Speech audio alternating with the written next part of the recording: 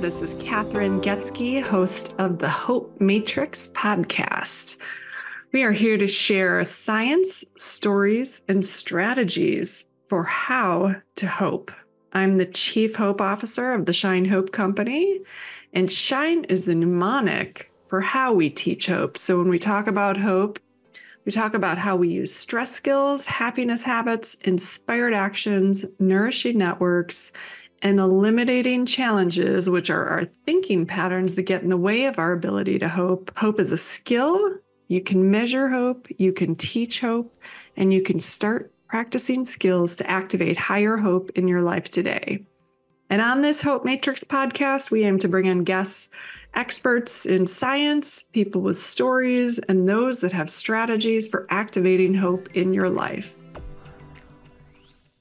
Well, hello, and welcome to the Hope Matrix podcast. This is Kathryn Goetzke, the host, and I am thrilled today to be introducing you to Bradley Johnson from my hometown of Chicago, which I am so excited. I'm so excited to be back here. And he is at Build. He is the Chief Community Officer at Build, and I'm really grateful to have his time. He's super busy, and he's doing really innovative work in the city of Chicago. So thank you, Bradley, for joining us. How are you doing? You know what? I'm doing pretty good. It's what day is this? I know. It's Wednesday. It's Tuesday. No, this is. Hey, I forget what day of the week this is. So we got to the middle of the week, so I'm doing great. Yeah, nice. And it's the day before the 4th of July, which is very fun. I'm near the water and I'm watching the planes drive by with signs in the sky. So people are getting ready for the holiday here. So yeah, it's really great to connect with you. And as I was sharing with you, so many people have told me about Build since coming back to Chicago. And we were fortunate enough to meet. It was the Violence Prevention Summit, correct? Yeah, Gun Violence Expo. That's what they called it. Yes. And, you stood out to me because you had the coolest glasses I've seen. And I tell you, every time I see you, you're in a different pair. They're equally cool. It's a great signature look, yeah, and just really inspired by the innovative work you're doing. And again, I'd heard about it. I'm coming back here and and I've now since then been at the facility, one of your facilities, and just amazing. Can you talk more about what you're doing at Build? Yeah, sure. And what a lot of people don't know is BUILD is an acronym. It means Broader Urban Involvement and Leadership Development. So we're a comprehensive youth development agency. We've been around since 1969, serving the west side of Chicago.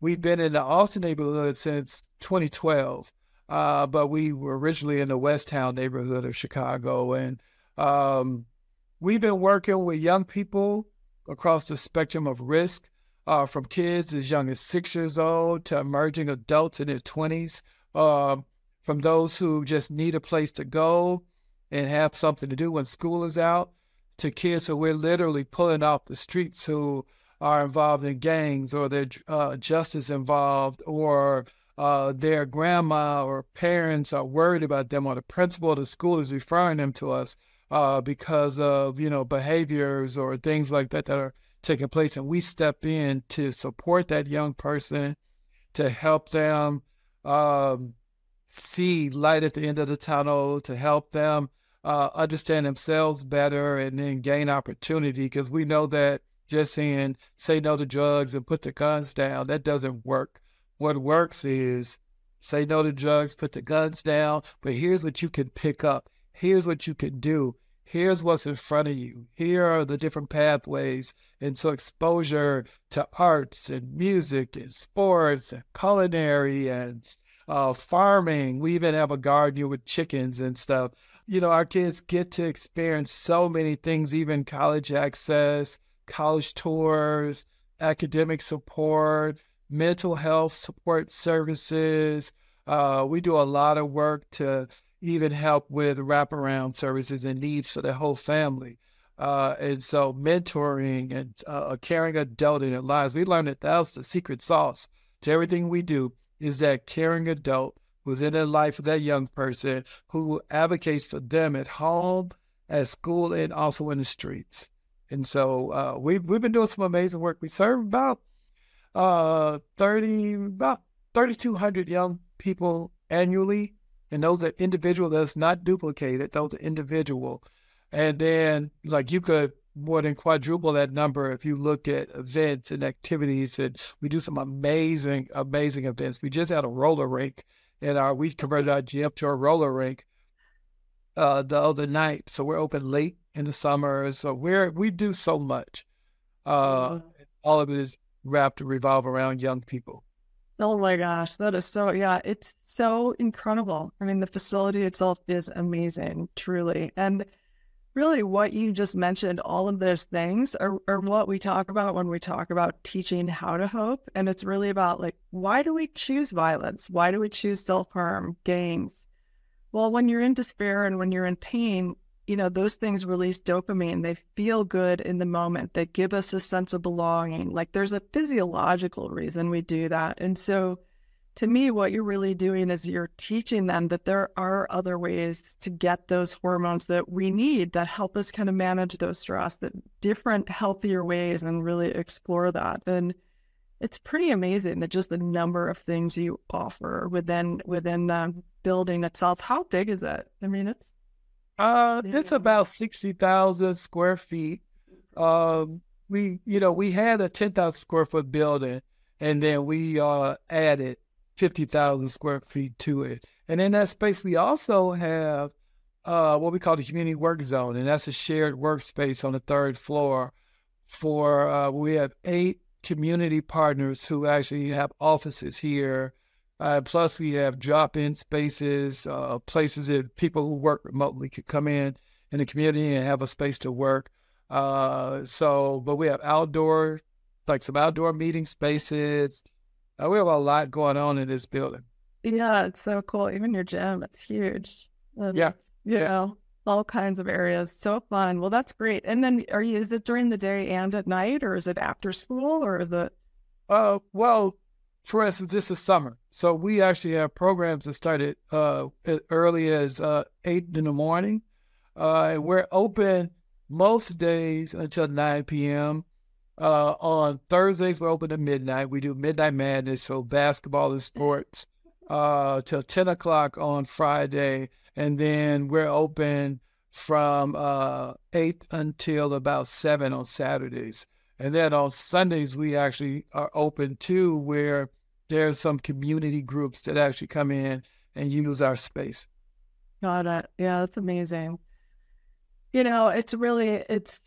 It's so impressive, everything you're doing, and it's so easy to come into places and feel that kind of persistent sense of hopelessness or despair and our helplessness to do anything about it. And I think you're such a shining example of how you can create safe spaces within communities and teach the skills necessary so that our kids can thrive. And if we want violence, and we've got to provide these spaces and opportunities for our youth to learn and thrive. And it's just so important. And I, walking into your building felt such a sense of safety and belonging, and just, even the design of it is amazing. So anyone that's coming to Chicago, or, definitely, I'm sure you do tours and whatnot. Yeah.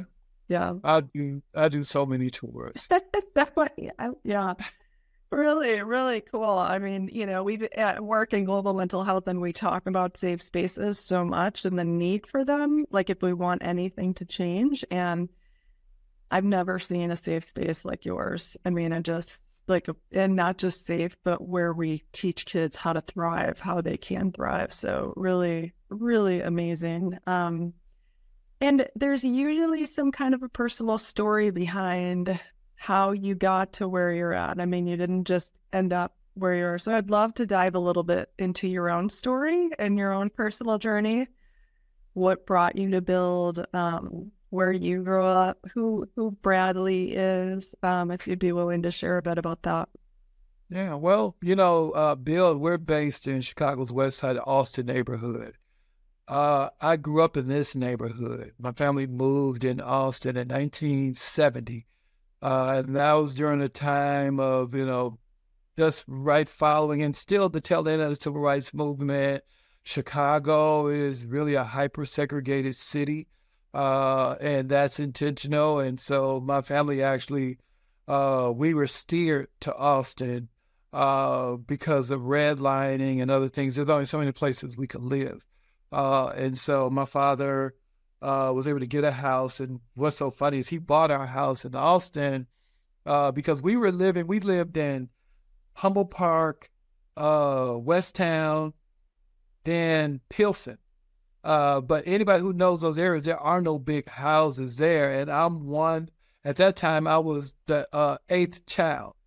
So there were 8 kids, and we needed a bigger space to live. And so my dad looked at on the north side, he went to Evanston and other places, and he kind of got like, well, we couldn't get those places where he wanted to be. And then finally we went to Austin. And in Austin at that time, it was a working class, middle class neighborhood, tree-lined, big houses. Really, if people know about Oak Park, the architects and the house designs are the same in Austin. They're the same architects, same houses and everything. And so we got a house in Austin, and my dad and mom said they got it because when I was a baby, me and my brother was a year older than I, we loved grass. And we had a big yard, and we said, grass, and we loved it so much. And so I was 1 at the time. And so they purchased a house, and they bought it outright. $15,000. Whoa. $15,000. I can't even imagine that now. So, and back then that was a lot of money. I mean, yeah. That was, my father. He had been a Marine, so he had the GI Bill and stuff like that. So he was able to get a house, and so we moved there. And my father, and when we moved there, it was tree line, no buses, no anything. But the neighborhood shifted and changed, demographics changed. There's lots of underlying reasons for it: redlining, white flight, racism, all types of stuff. But and then also the economy changed so much, where manufacturing and all those things left the city. And so you had a lot of families who their breadwinner, didn't have an education, but they had a great union type job and manufacturing things that paid a good living, but those jobs left. And then along with that, with the white flight, businesses left, investment left, and all that. So what started out as an idyllic community had a lot of resources left, and I couldn't wait to leave. Couldn't wait to get out of Austin, because I grew up. My teen years was the height of the crack epidemic, and then after that there was mass incarceration, the war on drugs, all these things are taking place. And so my community was like a battleground, and I saw there was no positive connection for me in that neighborhood. And also the way I was raised, and then because I was considered smart, so in my school I was in the gifted program, whatever that means. And so I was given the best our school had to offer. But also when it came time to high school, the last place that I was never given even an option to go to school in our neighborhood. I went to Lane Tech in the north side. I could have went to Whitney Young, Lindblom, Kenwood, or Lane Tech. And so my dad chose Lane Tech because he liked the north side where he did a lot of his work at. And so, but I couldn't wait to leave, and I really set my sights on getting out of that neighborhood, and I did. How did how did you stay? I mean, I don't know if you did, but drugs, gang, like. Well, I would say foundationally for me, because of the unique circumstances, like for instance, the way I was raised, my parents, they made me feel like I was the greatest thing that Earth had to offer. I have high self-esteem, a lot of things. And plus I had so many options. I was given so many options because I was outgoing, personable, intelligent, not abrasive at all. So people would open doors for me. So I had tons and tons and tons and tons of support that I never saw that lifestyle as an option for me because that wasn't a part of my family. My father had his own business. He became a contractor of sixth grade education, but he had his own business, and he made us go to work with him every break we had since I was a small kid, and I earned money and all that. I earned money from working. And then my mom, she was very religious and strict, but she also was an artist and singer and all those things. And she taught us how to read and write before we even stepped foot into kindergarten. So I just had all this support. Plus, I had older siblings and all that. So I had a lot of people around me. And it just wasn't an option given to me. It just wasn't. It just was not in front of me at all throughout because I was in the gifted program, and that's all the nerds. That's all we were, a bunch of nerds and classmates throughout. Now, was that the same experience for my siblings? No, because of my younger brother, he was selling drugs. And I ended up, as time went on, I was working at the juvenile detention center, and my younger brother had to come into the juvenile center while I was working there. And so, those kind of things happen. But he actually, when he was coming up behind me, he's 4 years younger than me, he caught the brunt of everything was happening. And then the other part was my dad got caught up into drugs. And so, and that's when I was a teenager. By then, I got my own job and I did my own thing. But my younger brother was more at the mercy of what was happening around. And my dad didn't bring any money home. It was a mess. And so that even added to my desire to leave. And so I started hanging with my friends more. I'm on the north side, south side. I had a job. I would couch surf. I would do all those different things. And I stayed away from the block, the neighborhood. I spent no time in the neighborhood, and which is really how I avoided it. Because I didn't have contact with it. I was pretty much sheltered most of my early life. And then by the time I became a teen, I was still in a bubble. And so I was fortunate enough to kind of move around those things. And I was determined to just pave my own way. But part of it was my response to what was happening at home was when my dad, that angered me so much. And then with my mom actually, she's never been diagnosed, but she suffered some depression. And when she was shut down and not, because she didn't work initially, my father was a breadwinner. And so she was shut down and wouldn't get out the bed. And I remember being young and I was so determined I'm going to do what I have to do. I would hand wash my stuff, wash my own socks and all that stuff by hand and hang them up to dry and go to school. I took myself to school. Nobody had to, make sure I got there. So a lot of that was me learning early on that I had to depend on myself. And so I did that. Meanwhile, I did know inside of me how much I was loved, but initially I didn't know or understand. Even my dad, my anger with him, it just took me to have a realization of where he came from and how he was the oldest of 22 kids. And his father died when he was 6, was murdered. And his mom, wasn't a great mom. So he wasn't taken care of. He had no model for what to do be as a father. But he did the best he could, and he taught us some strong values. Even when I never saw him use drugs, I never really saw him high or nothing like that. I just knew that's what happened because my mom, would explode and let a lot of stuff out. But I didn't know that there was no money coming in the house. I knew that much. Yeah. So I want to take a minute.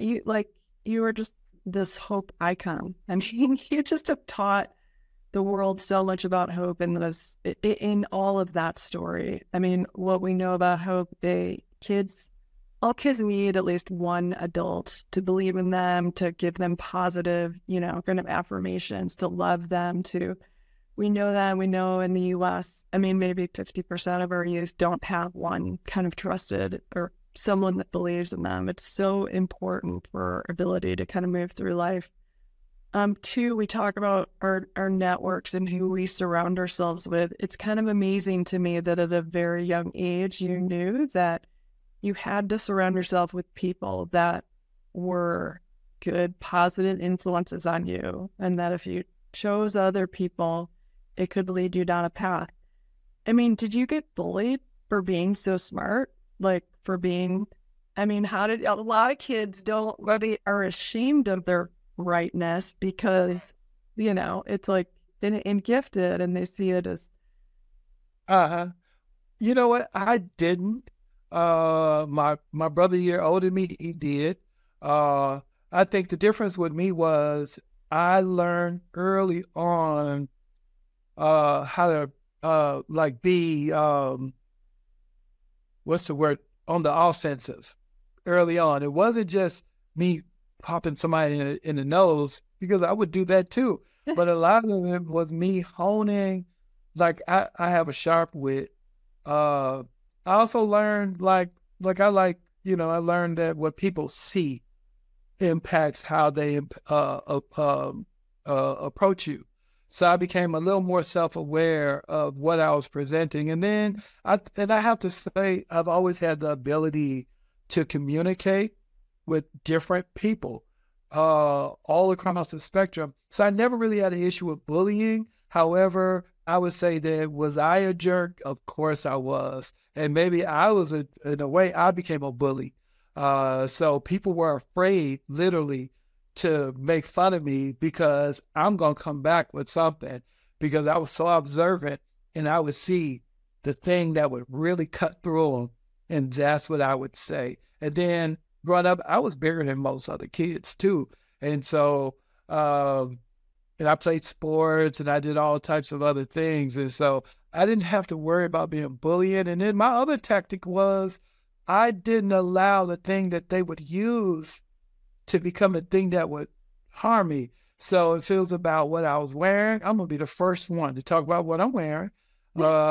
If it's about my mom, and my mother was a Jehovah's Witness, and okay, that's what we are, and I'm going to come knock on your door. And so it like disarmed them. An interesting thing about bullying is that when you attack someone, you actually get a dopamine hit if you can get them to respond in an aggressive or negative way. And like your strategy right there of just not being okay, that's exactly what it does. It disarms them, and it doesn't feed their positive hormones. And bullies come from a place of pain, really. So it's like, and you can feed on their happiness, but when you learn to do that, it's so powerful. That's all. Yeah. And, but a lot of that was me suppressing, though, a lot of the things that really did bother me. And what I did was say, I'm escaping all of it. So not just leaving the neighborhood, I was also leaving away from where my family was and all that, because I wanted more, and it was just like hurtful. So I didn't want to think about it. And that was one of my methods of avoidance, was just not to be connected to it at all. However, that doesn't really solve the problem, because what I found was that's almost like having your parking brake on in your car, and even if you shift and drive, that drag is still there, and eventually you'll damage everything. And so it was like an anchor dragging wherever I went and whatever I did, and to have to address and think through and come to grips with what I was feeling and what I was thinking. You can't ignore it. Having hope doesn't mean ignoring what is painful. It's acknowledging the pain, but also acknowledging your role in it, what you can literally do about it, what you can do with it, and then what could you do without it. And so I had, a lot of those skills I had to develop, but I think along the way, I still had a quest to understand how things operated and what happened, to have an understanding about myself. And so a lot of things I chose to do actually helped me to help myself, so then I can help other people. how did you start to acknowledge your emotions, like the pain around it? Well, Was I it? think it started when, number one, I got out of my own self and stopped looking externally at like what's wrong with people and what they're doing or not doing for me or to me. And then I started looking at why. And when I mentioned my dad, it was like I was probably about 19 when I decided to stop being angry with him. Because I was angry with him throughout my high school years because he was messing up. Even though I had to recognize that, I came to the understanding that a lot of who he offended and hurt was my mom, more so than me. Every day my father told me he loved me. Every day. I mean, he didn't throw a ball with us. He didn't joke and play with us. My dad wasn't that kind of dad. He worked. He'd take you to work and he'll talk with us, but he made sure we knew he loved us. And I had to understand that I was carrying my mom's offense. And because I love my mom, if she's hurt, I was hurt. But I had to understand, separate his relationship with my mom from my relationship with him. And I had to do that, but also understand what led to him choosing the path he chose, where I was able to actually, what it was empathy. I had to learn to develop empathy and put myself in the shoes of others to kind of see the motivating factors behind them. Because if I could take out a motivation that I'm ascribing to what's happening by how it made me feel, and ascribing a motive behind it as their intent to harm me, as opposed to them just doing what they do based on what they've come through. It doesn't excuse it, but what it will do is release me from holding that against them. Because as long as I hold that, I'm also carrying that burden with me. That thought, that emotion is being carried with me because it's tied to them. And so that's the freeing part. If you could take out the blame and just the directed animosity to people, and then I also started to understand that hurt people. But on the flip side of that, healed people heal people. And so it was a decision that I want to be a healed person so that I can heal other people. Oh my God. At like 19, you were so wise. I mean, thinking about forgiveness at 19. I mean, I was like in my late 30s. I could have used you when I was young, Bradley, teaching me all these things. That's free empathy. I mean, compassion. That's really incredible that you had that kind of self-awareness, that you're must be very old soul. Yeah. Yeah, I am. I've been told that my whole life. Yeah, that's incredible. So onward. So you're in high school, and then? Well, high school, I had fun. I got to say that. I had a ball. I don't know how I graduated, but I did. I had a great, but I, created lots of friendships and all that. However, during that time, I didn't think about, because neither one of my parents went to college or anything. My father only had a 7th grade education. My mom did high school, graduated from high school, but that's it. Nobody talked to me about college or nothing. As smart as I was, nobody talked to me about nothing. And I didn't seek out help with that either. I didn't go see my school counselors or nobody, but nobody at school sought out me either. And so, I just graduated and all my friends were gone. And I'm like, where's everybody? They went to college. And so I went and signed myself up for college. I took a gap year. I was working downtown at an ice cream shop and all that. And then my best friend, he signed up for Columbia College downtown. So I was like, I might as well go to school. So I applied, did the application, had my mom fill out the papers. I took it to her. I'm like, okay, I'm going to go to school. Nobody asked me to do that. I just did it. And so I went to Columbia College because I was an art major. So I could draw, I could paint, I could do all that. And so I went to school. But it was there, while I was there, that I had to take other courses. And so I took this one class called Writings of Black Protest. And that really was one of the paradigm shifts that moved me to where I am now, where up until that time, and I never even explained this, the way I was raised, I wasn't raised even thinking of myself as being Black. It just didn't come up. We were Johnsons. I was a Johnson man. We could do whatever we wanted. My dad, all this like confidence and all that. My mom, she's biracial, and she never talked about being Black. She's got brown skin, which impacted her. Her sister is lighter and could live in a Hispanic community. They think she's Mexican, but she's not even Latinx at all.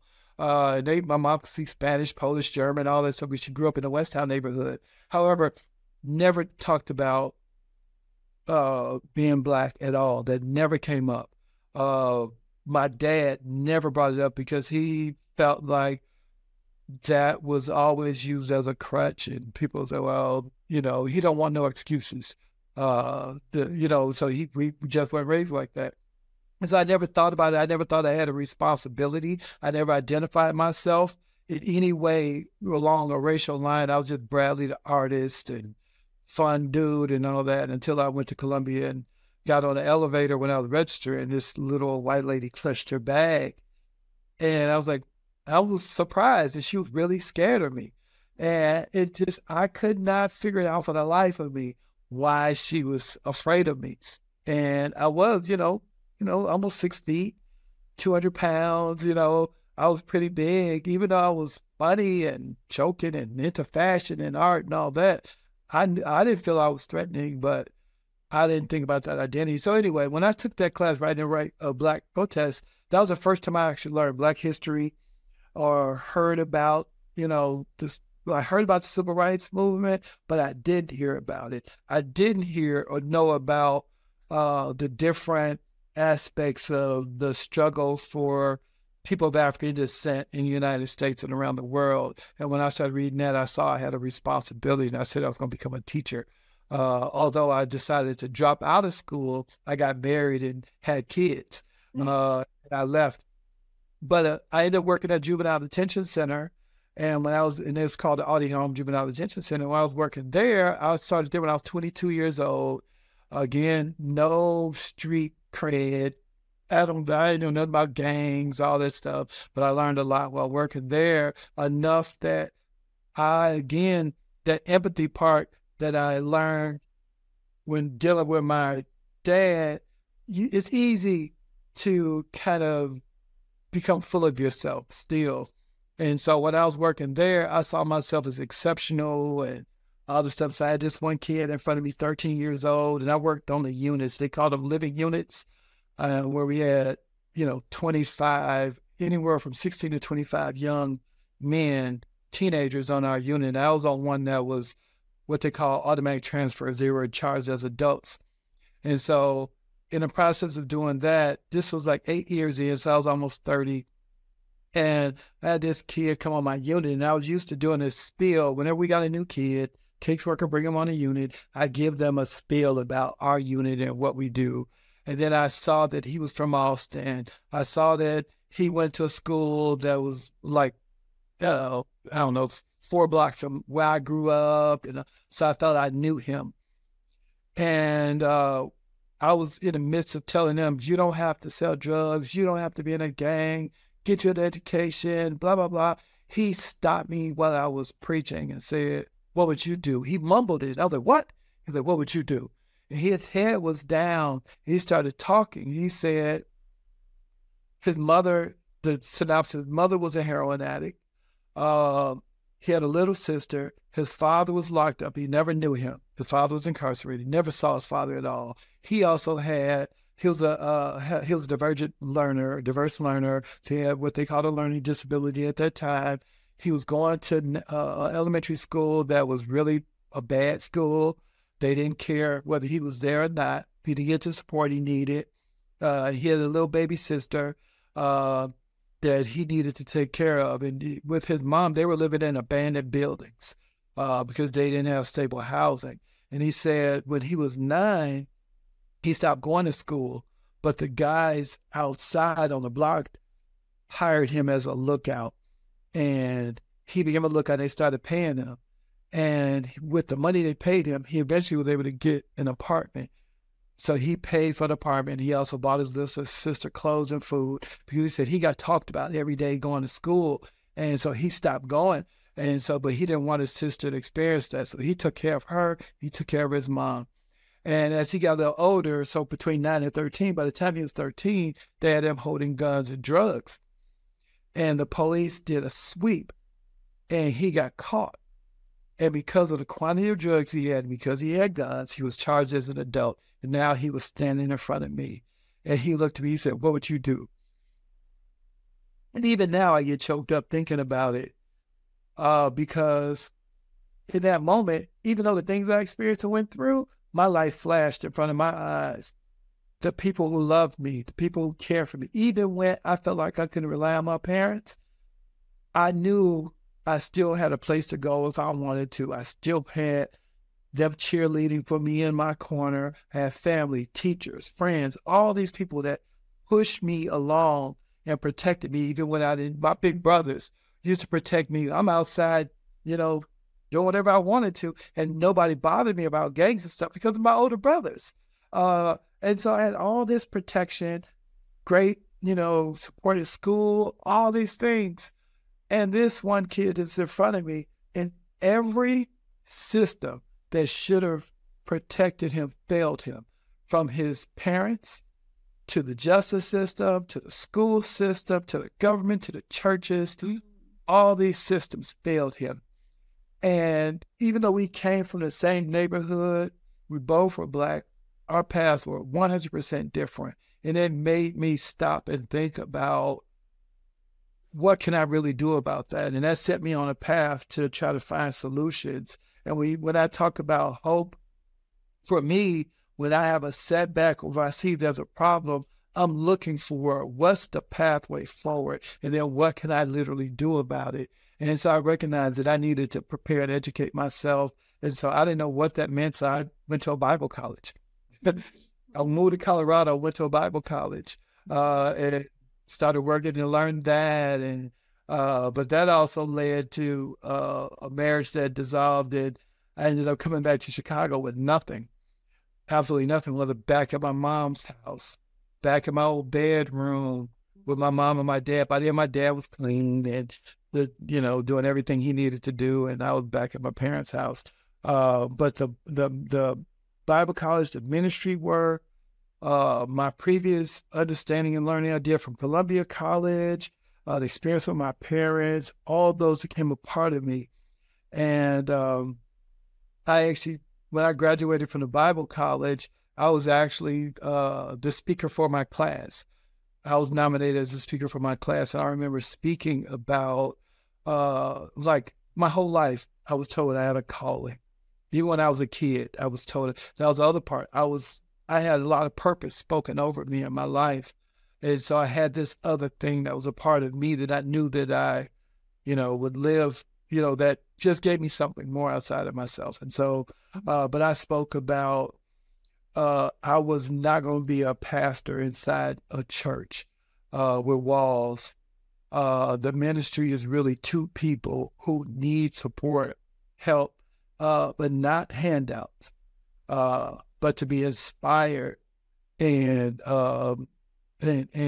supported and catalyzed so they have agency and power in their lives. And so my whole life has been spent with I don't believe in empowering people. What I believe is activating people to recognize the power that they have, to see a bigger part of who they are and what they are. The same thing I had to do for myself. And so when I ended up back at my mom's house, I actually wasn't thinking about all this hopefulness stuff. I was depressed. Right. I lost everything because along the way, I had a family, kids, nice house, cars, beautiful wife, all that stuff. And that became this image of who I was and what I thought it was, but I lost it all. Yeah. My kids weren't talking to me. I was divorced. I didn't have a job. I didn't have a car. And I was back in my old bedroom in my mom's house, the house I thought was big when I was a kid. But once you get out in the world, that house was small and raggedy, and I was so depressed. But it just so happened that one thing I learned to do was, no matter how I'm feeling, I get up and start moving. And so one of my favorite things I did, even when I was a teen, was go downtown and go. I love the buildings. I love the lakefront. I love to see the city. I love the window shop. And I started doing that. And while I was out, I ran into a former coworker, old friend of mine. He's like, "What's up, Bradley?" We started talking. Then I told him where I was. He started picking me up and taking me to church with him. And then I didn't want to do that, but I did it anyway. I went to church again. And while I'm at the church and I'm in the hallway talking, then another high school friend walks by. It was Joy, who I knew back when I was, in high school. Bradley, I was like, "What's up, Joy?" And we started connecting. And then we would go out for coffee and stuff. And she helped me to go and get back in school, finish my education, do all that stuff. And I started writing a book that I never finished, but that was really just not yet paper, what I was feeling and thinking, the lessons I learned. And then while that happened, I'm at my mom's house. Then my nephew, he comes over, and I hadn't seen my nephew in decades since he was a little boy. Now he was in his 20s, but he was actually the manager at a nonprofit down the street from my mom's house in that same neighborhood I did not want to come back to, that I was now living in. 2 blocks being to become a volunteer. He had an open gym program on the weekends, and when you do open gym, you get a lot of young men in there. But he said a guy who he had working with was scared of him. But he knew I used to work at the Audion Juvenile Detention Center, so I knew the difference between a good kid and the kid that's trouble. And so I came to work there. I started as a volunteer. I became a program coordinator. Then I took his role as a manager, grew programs, and became the director of programs for Austin, doing youth programs, after school programs, community programs. And I was back in school, got my degree in nonprofit leadership. And then because I did a lot of work with community, I became an associate director for community engagement for the agency. And then from there, because I'm always going to be out and going, because I feel so much energy and I always have ideas. And so I'm out and in community meetings, and I run into the CEO of Build. And he was like, "But you need to come over to Build. We need you." And so he offered me a job as director of community engagement at Build. And I came over to Build. And funny thing is that Build was at the Juvenile Detention Center. I used to work there, so I knew Build. And then Build also worked with teens who everybody would kick out and didn't want. And that was the cutoff age for the programs with the organization I worked with prior, the nonprofit that I became the director of stuff. That was called St. Joseph Services. They did programs with youth up to 8th grade, nothing beyond that. And I wanted to keep helping them. And I needed that outlet to do that. And then, so I started working with Build. And then at Build, I'm on my 4th role here. Director of engagement, director of core programs, director of external affairs, and I'm the chief community officer here, able to guide and create programs. Again, this takes me back to that kid that was in front of me at Juvenile Detention Center. His name was Ray. And when I said every system failed him, in my mind, how do I get at the table to hold these systems accountable? I have that power now. I'm at tables all the time. I have CPS, I have church leaders, I have the city, I have the state, all at a table. And they're coming asking me, what do they need to do and how can they help? And now I can guide them so that we could stop having these kids at the Juvenile Detention Center who are caught up in a system because of neglect and because of a lack of hope. How do we inspire them to have hope? So I'm a pain in a lot of people's side. What are you trying to get us to do now? Yeah. And the best way. Yeah. That's about it. That is amazing. And like you talked about, you came back here and you were depressed. Like, to me, you're just in a state of hopelessness. Of course you feel despair, and of course you feel helpless to do anything about it. And it's like, how do we just take that one step, start doing one thing that can get our energy shifting? And like you getting downtown, getting on water, like that may seem so insignificant. Yet when you're in that state of total despair and helplessness, doing that is key to moving your energy in a better and different direction. That is amazing. And that, so the goal is to normalize the conversation around all of it. It doesn't mean there's something wrong with you, or, it just means we've got to be taught and encouraged to use these skills and understanding the science behind it. It's like you intuitively knew how to hope, in everything you talk about and teach. And so to me, it's super exciting to share how you navigate it using what we know about science too. But see, that's why I love the framework that you laid out, because I'm a person that kind of intuitively, I kind of find stuff and do it. You actually laid it out because, again, that's not intuitive to everybody, and everybody won't have access to the opportunity or resources. And so sometimes you need a roadmap of how to do it. How to do it. If it's either you have it or you develop it. And so that's what's so important. And that's why I appreciate it, because this world gives you a whole lot of reasons to lose hope. Yeah. Every time, I see that with our team around here, when there's a kid that we work with is served and they go out and they get in trouble or be killed. You take that personally, and it's easy to say, I didn't do anything. I didn't make a difference. And, or there's no use in doing this, but not really being able to step back and really see the bigger picture of everyone that's lost. There are hundreds who are still here and still have an opportunity and still need your support, or they also have a chance to do some amazing things. And so how do we focus our energy where we could actually grow something instead of like falling in a hole along with, the issue? Yeah, absolutely. Absolutely. And as we talked about earlier, it's the systems, like we've got to address the systemic challenges and problems. And yet if we only focus on that, it's just, there is so much outside of our control, so it can lead to that persistent hopelessness.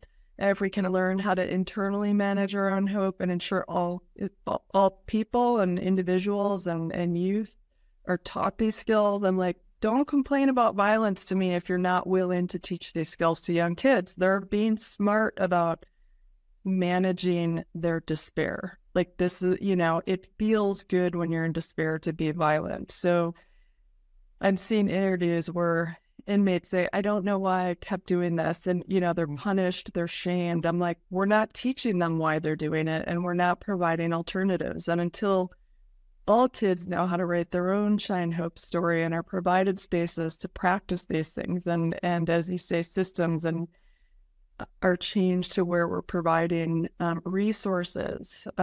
It's not either or, it's a really kind of both approach. And so I'm so excited to have met you and to be able, to work with you. I mean, you were so much ahead of me in figuring out how to help. I had to study it deeply and figure out why I kept running into all of the same challenges, and how to really change my life. And it has knowing and learning these skills and how to practice the framework. It's not that I don't feel hopeless, it's that I know how to manage it, Well, you know what? I would also attribute, for me, I've always had somebody who was relying upon me. So, like I said, I left college because to be a husband and father. I had kids. I had kids before I was fully an adult. By the time I was 22, I had 3 children, and I was married, and I knew that they needed me, and I also knew I didn't want to make the mistakes my dad made. And so many times it was my kids inspired me to find some hope, because they looked at me with hope. So, I was thinking about another story of, I remember being in Colorado when I moved to Colorado and ended up not, leaving a job. I didn't have a job. I had a 5-day notice on my door, no money, no anything. It was so hard because I left a good government job to move to Colorado. And then I was dealing with a lot with my ex-wife who was going through her own mental health struggles. I didn't even know anything about. I didn't understand mental health stuff. And so I was so stressed and like hopeless. I felt like that. And I'm walking and I'm pacing. It's 3:00 in the morning. And I remember this. This is amazing because I was in a brand new 3-bedroom, 2-bath apartment in a complex with a pool and gym and all this stuff. I was living in a really nice place. And I'm in this place and I'm pacing because the stress and my anxiety was so much that I literally, all my muscles were tight. My back was hurt, my neck was hurt, and I couldn't sleep. And I'm up at 3 pacing up and down the hallway. And I'm walking and it's so quiet and I could hear snoring. And my kids, their bedroom door was kind of cracked and I opened it and they were in the room, they had bunk beds and they're just hanging off the bed, knocked out sleep. Like just sleep all good. I was like, how the hell they can rest? If only they knew. And a voice inside of my head was saying, well, they know they have a good father. Oh, yeah, safety. So they feel safe and secure. They're going to rest. And what it did was that voice also told me, what do I believe about faith-wise? I was at a Bible college. Yeah. Am I trusting? What am I really believing? What do I hope in? Yeah. And do you believe you have a good father? And right then, moment, it was kind of like a light came on. And I started thinking about everything I was saying and doing and thinking didn't match what I said I believed. And it's like a light came on. And then literally the next morning, when I went to Bible college, there was this couple, they pulled me and my wife aside and said, they usually, the Lord said to take you guys to lunch. They took us to lunch. I'm always sitting there, they bought us food, and he gives me a check for $600. Now, I had a 5-day notice. My actual monthly rent was only $600 a month. He gave me a check for $600. Went to Bible college. We went to classes and all that stuff. I was real popular at school. I could have fun. But anyway, came back. I go to the mailbox, and I go in the mail, and my dad sent me a check for $2,500. I called my mom, like, Mom, what's this? He's like, your daddy plays a lottery and he won and we just knew you needed something. Because I don't tell people, I never think about what I need. So I needed $600. I just got a check for $600, a check for $2,500. Then I go through my mail again. I had another letter from the county. They gave me a check for $16,000. They said that I was back pay that was due to me. So, I mean, and then I was volunteering at the ministry at the call center. And when I went in that afternoon, it was like, somebody told them I wasn't working. And I was like, Patty, we didn't know you were working. You've been volunteering. You want a job? And they gave me a job. So I started working at the call center, and I actually became the floor leader there. And so the minute my mindset shifted, there was opportunity there. I activated opportunity, opening up myself to believe that something better could happen. And that was just like, to me, that's like, that might seem over the top, but that inspired me so much. Again, this was before I moved back to Chicago and had nothing. So what I'm trying to say is that I knew this stuff, but I still kind of know. And I had to remind myself again, of course, with me reminding myself. It started with me taking a step. If I take a step, it puts me on the path for the transformation or the change or the solutions, or sometimes there's no solution. what it is, how you want to see the circumstance you're in. So it helped me to shift. And so I'm continually doing that. And that's something that is a constant thing. Somebody likened it to a big ship. Really, a ship doesn't just go straight. That's why they have the rudders, and they have, I forgot what they call the thing that the captain steers. They make minute course corrections. The same thing with the shuttle that goes to space. They make minute course corrections as they go. Because if they don't, you'll find yourself way off.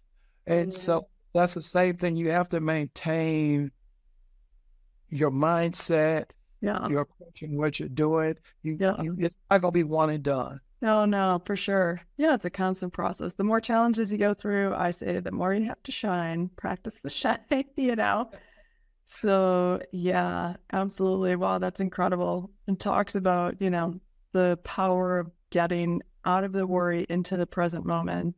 And yeah, that shift, that energetic shift into that faith. So key, so important. So, wow. It has been so awesome spending more time with you and hearing your story, more about your story. I know there's many more layers. So. Lots of chapters. I know. Oh that's that book that I need to go ahead and finish writing. Yes. At some point, I'm sure that'll happen. And then probably more books. So much wisdom that you have to teach and share with others. I'm so grateful for the work you're doing in our community to make our youth stronger. It's so important. And, it's so easy for our youth to be in states of hopelessness, and it's so important that they have examples and open and, leaders that practice what they preach. They don't just talk about it. They actually do the things that they say are healthy and can work. So thank you for all of that and for sharing your story with our listeners. And, I'm really excited to work with you in Chicago. I know that we're going to do great things together. I'm excited for what's to come with us. Yeah. I got plans. Yeah. I love it. Yes, I want all kids in Chicago to know how to write their hope story, their shine hope story, to know these skills and know how to navigate the challenges that, that they more challenges than most. And so really important for me to get what we know now to populations that are, rightfully so higher in hopelessness. So it's awesome. So yeah, thank you so much. This was fun. God. I don't talk a lot about my story. Yeah, I talk about it in snippets, but I never really talk about it much. So this was actually pretty cathartic, really to. I just got. I had to remind myself. I know, but you've come to. That's too what we know about hope. When we think about the hard things we've been through and how we navigated it, it helps prepare us for other challenges we might face in the future, and we're able to, navigate them. And yeah, we're excited to work with you on the hope story, and then use you as example for others to help inspire others. So thank you so much. No problem. So good to see you. Happy 4th. All right. Yeah. To enjoy.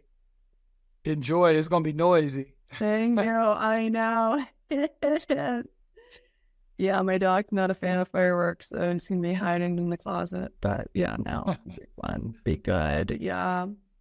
Wonderful. Well, thank you to all you listeners for listening in. Please share this. Do share this with others and check out Build's work. I think, globally a model for our youth.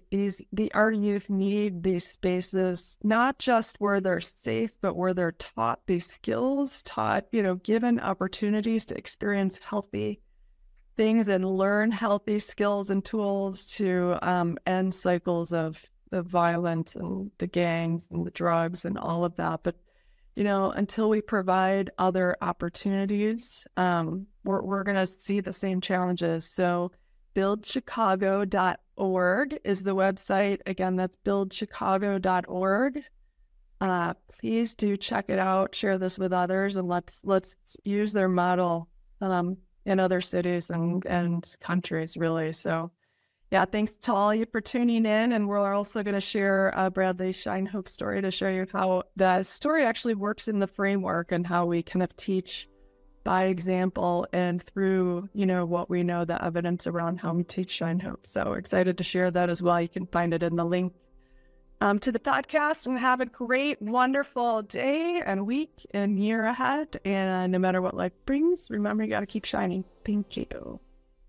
So thank you all for listening in to the Hope Matrix podcast. We want to shine a light that hope is teachable, hope is measurable and teachable, and provide you with actionable insights for how you can start activating hope in your life today, and provide a framework so you can start talking about hope with other people and practice these skills together, because we are better with hope. Please feel free to check out the shinehopecompany.com, where we list all of our resources around how to hope. We have a lot of free programs for how to hope, including the 5-day challenge, our hope infographic with a lot of skills that showcase how to hope, and articles of how to incorporate hope into your life. We have the Hope Beat Weekly, which is a weekly newsletter that shares strategies for hope. We have a My Hope Story template, so you can write your own hope story today. Also, My Hope Hero, so we can share what our heroes are doing to activate hope in their lives. And this is especially good with youth, so they can start looking up to people that have overcome similar challenges to them and seeing how these heroes use the Shine Hope framework. We have a Hopeful Minds for Teens program, a Hopeful Minds overview, educator guides. We have a new evidence-based college course, so you can activate hope on the college campus. There are programs in the workplace, overview courses, 90-minute courses for learning the what, why, and how to hope. What I want you to know about hope is it's a skill. You've got to practice these skills to become hopeful. It's easy to fall into despair and helplessness when we deal with challenges in life, and it takes intentional work and practice to get to hope. And yet it is always possible. So no matter what life brings, keep shining hope. Thanks so much for listening in. Have an awesome day. And of course, I've got to add that this program is designed to assist you in learning about hope. It should not be used for medical advice, counseling, or other health-related services. IFRA, the Shine Hope Company, and myself, Kathryn Goetzke, do not endorse or provide any medical advice, diagnosis, or treatment. I am not a medical doctor. The information provided here should not be used for the diagnosis or treatment of any medical condition, and cannot be substituted for the advice of physicians, licensed professionals, or therapists who are familiar with your specific situation. Consult a licensed medical profession or call 911 if you are in need of immediate assistance. And be sure to know the crisis hotline, 988, if you are in need of support. Thanks a bunch for listening. Take good care of yourself and keep shining hope.